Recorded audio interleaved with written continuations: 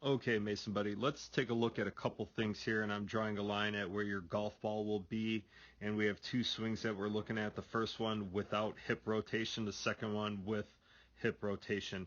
And if we take a look at the first one, we're going to see that we're going to come in heavy on this one. All right, angles lost. You're actually hitting the ground slightly before the golf ball.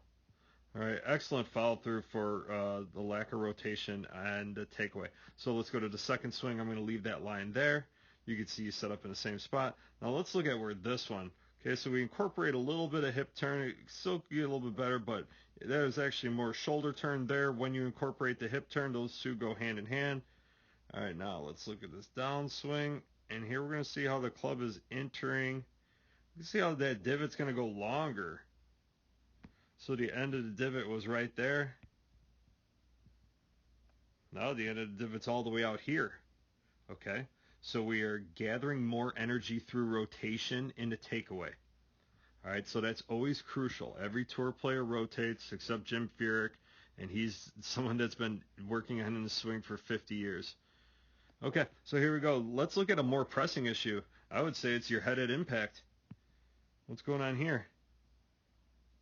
You know, your right ear is on that line at setup. Look at impact, how far ahead we are getting. It's so hard to be consistent with that. That's one of the reasons why you release the club early. If you didn't release the club so early, this is what I mean by releasing the club early. That right there, this should be a 90-degree angle. Okay. Fantastic follow through. Can we get this?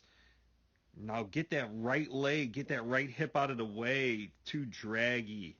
That's why, like when you coil in a takeaway, when you get those hips working in the takeaway more, or fire this right leg, get this right leg, get this right hip out of the way. Or too shut. You're probably moving so much closer to the golf ball at impact. You're not pushing away. You just, and that's what happens when you slide. When your weight goes this way and then it goes this way. It needs to rotate. Yes, your weight is going to shift, but it needs equal parts rotation as it does.